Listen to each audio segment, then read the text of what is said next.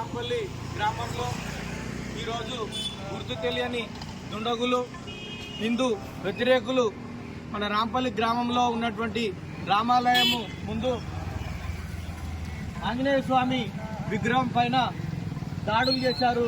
ఆంజనేయ స్వామి చేతులు, కాళ్ళు, గద ఏకంగా మొత్తం విగ్రహాన్ని ధ్వంసం చేయడం జరిగింది. ఇలాంటి మత వ్యతిరేక శక్తులు ఉగ్రవాదులు కంటే చాలా ప్రమాదము.